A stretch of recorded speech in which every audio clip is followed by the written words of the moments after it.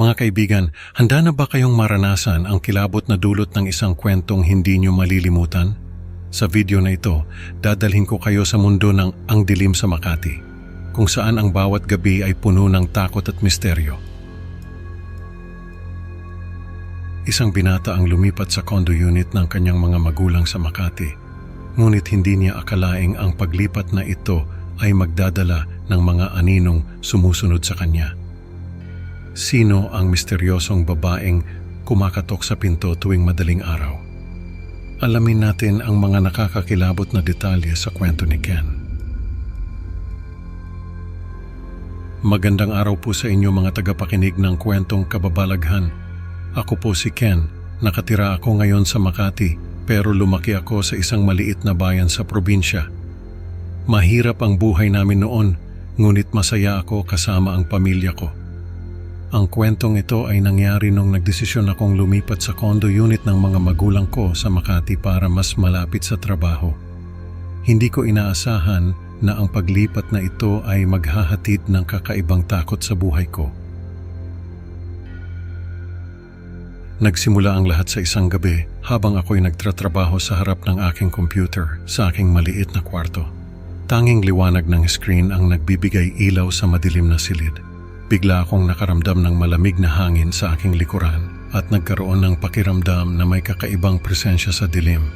Napalingon ako ngunit wala akong nakita. Ano ba ito? Bakit parang may kakaiba dito sa bahay? Tanong ko sa sarili ko habang kinakausap ang aking mga kaibigan sa chat. Sinubukan kong isantabi ito at nagpatuloy sa pakikipag-chat, ngunit hindi ko mapigilang maging mapagmasid sa paligid ng kwarto. Ang bawat kaluskos ay nagdudulot ng kaba sa akin. Walang sagot na dumating upang pakalmahin ang aking isipan. Ang pakiramdam na may kakaibang presensya ay patuloy at ang bawat gabi ay nagiging mas nakakabahala. Dahil sa hindi na matiis na kaba, nagdesisyon akong lumipat sa condo unit sa Makati na pag-aari ng aking mga magulang. Ang kondo ay nasa ika-6 na palapag ng isang lumang gusali. Sa unang gabi ko sa kondo, habang ako'y nagtatrabaho muli, narinig ko ang mga tunog ng pagkatok sa labas ng pinto. Tumingin ako sa oras, 2:00 ng madaling araw. Kinabahan ako at sinilip ang peephole, ngunit wala akong nakita. Bumalik ako sa aking upuan, ngunit hindi mapakali. Sino kaya ang kakatok ng ganitong oras? Tanong ko sa sarili ko habang dahan-dahang lumapit sa pinto. Walang tao sa labas, ngunit ang kaba sa aking dibdib ay hindi nawala. Bumalik ako sa aking mesa, ngunit ang tunog ng pagkatok at ang pakiramdam ng kakaibang presensya ay nagpabalik ng mga takot mula sa aking kabataan. Isang gabi habang kausap ko ang aking ina sa telepono, napansin ko ang kakaibang katahimikan ng lugar. Wala ni isang tunog mula sa mga kapitbahay. Ma, bakit parang walang tao dito sa kondo? Tanong ko. Parang masyadong tahimik. Baka naman natutulog lang sila anak, sagot ni mama. Pero alam ko iba ang katahimikan na ito. Anak, matagal nang walang umuupa dyan dahil sa pagiging liblib ng lugar, dagdag pa niya. Kaya nga pumayag kami na doon ka muna tumira. Habang naglalakad ako sa hallway ng kondo, naramdaman kong may kakaiba sa paligid. Ang bawat hakbang ko ay nagpapabigat sa aking pakiramdam. Bumalik ako sa aking unit at isinara ang pinto. Ngunit ang pakiramdam na mayroong kakaiba ay hindi nawala. Ang katahimikan ng lugar ay nagdulot ng higit pang kaba sa akin. Isang gabi habang ako'y nagtatrabaho, narinig ko muli ang pagkatok sa labas ng pinto. Sa pagkakataong ito, mas malakas at mas nakakabahala. Dahan-dahan akong lumapit sa pinto at sumilip sa peephole. Nakita ko ang isang babae na nakatitig mula sa driveway.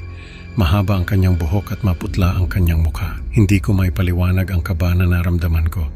Ang kanyang mga mata ay walang buhay, ngunit puno ng galit. Sino ka? Anong kailangan mo? Tanong ko sa ilalim ng aking hininga, ngunit walang sagot. Patuloy lang siyang nakatitig sa akin. Bigla kong naalala kung nailak ko ba ang pinto sa likuran. Tumakbo ako papunta doon at siniguradong nakalock ang pinto. Ang kaba sa aking dibdib ay lalong lumakas. Diyos ko, ano ba itong nangyayari? Bulong ko sa sarili ko. Bumalik ako sa sala at muling sumilip sa peephole. Nandoon pa rin ang babae, nakatitig ng walang emosyon. Tumakbo ako papunta sa kwarto at isinara ang pinto. Nagkulong ako sa loob. Nagpasya akong suriin ang mga lock dahil sa instinct. Dahan-dahan akong naglakad sa madilim na bahay, hawak ang gitara bilang sandata. Narinig ko ang isang ingay mula sa sala. Tumigil ako at sumilip mula sa pintuan ng kwarto. Nakita ko ang babae sa hagdanan. Nakatitig sa akin, ang mga mata niya ay walang buhay. Ano ba ang kailangan mo? Tanong ko, ngunit walang sagot. Tumakbo ako pabalik sa kwarto at isinara ang pinto ng mahigpit. Nayanig ng malakas ang pinto, ngunit kalaunan ay tumigil din. Paano ko haharapin ang babae kung sakaling makapasok siya sa kwarto? Tanong ko sa sarili ko habang hawak ang gitara. Nagpalipas ako ng gabi, nakikinig sa anumang senyales ng babae. Hindi ako makatulog, bawat kaluskos ay nagpaparamdam sa akin ng kaba. Kinabukasan, narinig ko ang tunog ng isang taong lumalayo sa pinto. Dahan-dahan akong lumabas ng kwarto at sumilip sa peephole. Wala na ang babae. Agad akong tumawag sa aking mga magulang at ibinahagi ang nangyari. Kailangan nating ibenta ang kondo, sabi ng aking ina. Hindi na ligtas para sa iyo dyan. Nagsumit ako ng ulat sa pulisya, ngunit naniniwala ako na hindi tao ang babae.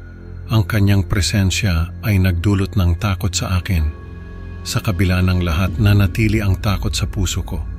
Ang anino ng babae ay patuloy na gumugulo sa aking mga panaginip at ang kanyang presensya ay isang bangungot na hindi ko matakasan. Kahit saan ako magpunta, nararamdaman kong naroon siya. Noong October 31, may ulat ng pagkawala mula sa isang lumang bahay sa Quezon City. Nawawala si Sonia at ang investigasyon ng detektib ay nagbunyag ng hindi nalathalang kwento ni Sonia na naglalaman ng mga karanasang katulad ng sa akin. Grabe, parang déjà vu. Parang ako lang yung nagkukwento pero ibang tao na pala. Iminumungkahi ng investigasyon na ang isang babaeng suspect, yung babae na nakita ko, ay maaaring konektado sa pagkawala at iba pang hindi nalutas na mga kaso. Nakakatakot isipin na hindi lang pala ako ang biktima. Marami na pala kaming nakaranas ng presensya niya. Sino ba talaga siya? Bakit siya nandito? Bakit siya... Ang misteryo ng pagkawala ni Sonia ay nanatiling bukas at ang takot na dulot ng babae ay patuloy na bumabalot sa mga taong nakakaranas ng kanyang presensya. Hindi ko maalis sa isip ko yung maputlang mukha niya, yung mga mata niyang walang emosyon. Parang lagi siyang nandyan, naghihintay ng tamang pagkakataon para umatake. Sa kabila ng lahat, ang anino ng babae ay patuloy na gumugulo sa aking mga panaginip. Hindi ko siya matakasan.